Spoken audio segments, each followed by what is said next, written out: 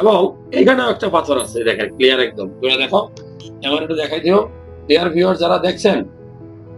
আপনার কি পাঁজরে ব্যথা করতো? কিডনিতে বাবা, হ্যাঁ পানি জমছে, সাথে এই একটা ক্লিয়ার পাথর দেখেন। আমি মাপ দিছি, এটা মাপে আসছে, মাপে আসছে আপনার এই ক্লিয়ার একদম। দেখো তো পাথর দেখা যায়, বাম পাশে কিনেছে মাপে আসছে কতটুকু কতটুকু, এটা 11, কত আসছে 11 মিলি।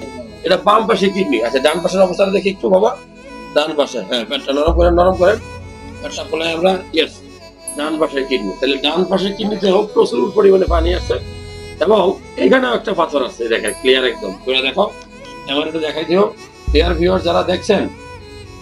আপনার কি পাঁজরে ব্যথা করতো? আপনার কি পাঁজরে ব্যথা করতো? আমরা অনেক সময় বলি যে পাঁজরে ব্যথা করলে কিডনিতে পাথর হয়।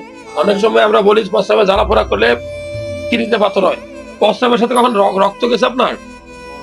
রক্ত গেছে, তার মানে রক্ত গেলে কিন্তু কিডনিতে পাথর হয়, এটা আমরা বলি। প্রস্রাবের সাদা সাদা ময়লা দিতে পারে, সাদা হয়ে ফেনা উঠতে হবে, ফেনা উঠে সাদা হয়। মাথার দিকে ব্যথা করেনি, কোমরের দিকে পড়ে। তো ডিয়ার ভিউয়ার্স, খুবই ইম্পর্টেন্ট, আমরা দুইটা কিডনি দেখলাম, দুইটা কিডনি দিয়ে বানিয়েছে, দুটা কিডনিতে পাথর হয়েছে। আর এই পাথরের সাইজটা যদি আমরা একটু মাপি কতটুকু হয়, আমরা একটু দেখার চেষ্টা করি। এটা হলো 15 মিলি। তার মানে বাম পাশের পাথরটা 11 মিলি, ডান পাশের পাথরটা 15 মিলি।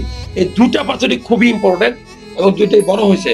তা আমি আপনাকে বলবো বাবা, হ্যাঁ আপনার যদি শক্তি সামর্থ্য থাকে, আপনি অবশ্যই ঢাকা মেডিকেল কলেজে ভর্তি হবেন বা ওখানে ডাক্তার দেখাবেন।